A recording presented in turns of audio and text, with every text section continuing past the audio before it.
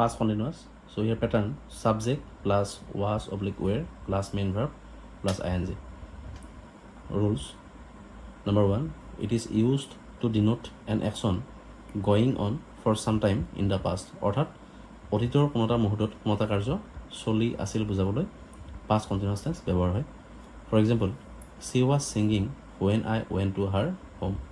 তাই গান গাই আছিলে যেতিয়া মই তাইৰ ঘৰলৈ গৈছিলোঁ। It is used to denote an action going on for some time during which some other event or action took place. অৰ্থাৎ অতীতৰ কোনো এটা মুহূৰ্তত কোনো এটা কাৰ্য চলি আছিল আৰু ঠিক একেই মুহূৰ্তত আন এটা কাৰ্য চলি থকা বুজাবলৈ past continuous tense ব্যৱহাৰ হয়। For example, I was sleeping when he was reading.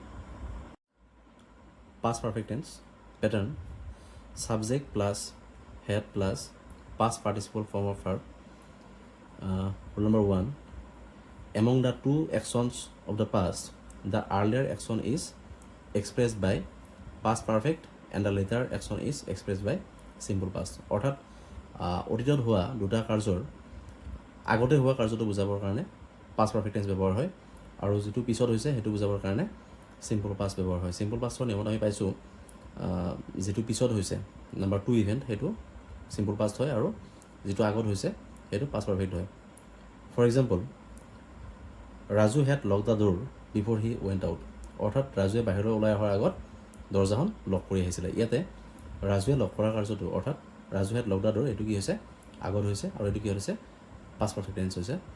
Rule number 2, if when is present and the sentence includes verbs like leave, begin, start, reach or arrive referring to two past actions, then past perfect tense is used for the action that happened first.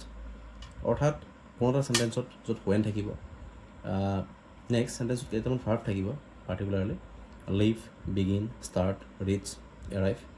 চ' এইকেইটা verb থাকিলে আৰু যদি when থাকে তেতিয়া কি হ'ব সেইটো past perfect হ'ব। For example, the show' had started when we reached the theatre. ইয়াতে ভাৰ্ব কি আছে ষ্টাৰ্ট আছে আৰু ষ্টাৰ্ট থকাৰ কাৰণে ইয়াতে when আছে বাট কি হৈছে এইটো ষ্টাৰ্ট ভাৰ্ব থকাৰ কাৰণে এইটো past perfect হৈছে। The show had started when we reached the theatre. Past perfect continuous tense pattern subject plus had been plus main verb plus ing. Rule, it is used to express an action that began in the past and was still going at a given moment in the past. অৰ্থাৎ অতীতৰ কোনো এটা মুহূৰ্তত কোনো এটা কাৰ্য আৰম্ভ হৈ কোনো এটা নিৰ্দিষ্ট মুহূৰ্তত শেষ হৈ যোৱা বুজালে past perfect continuous tense হয়। For example, the girl had been singing for 2 hours last night. অৰ্থাৎ ছোৱালীজনীয়ে যোৱা ৰাতি 2 ঘণ্টাৰ কাৰণে গান গাই আছিলে। এটা নিৰ্দিষ্ট মুহূৰ্তত কাৰ্যটো আৰম্ভ হৈছে আৰু এটা মুহূৰ্তত শেষ হৈছে, এটা ডিউৰেশ্যন বুজাইছে। চ' এইটো past perfect continuous tense।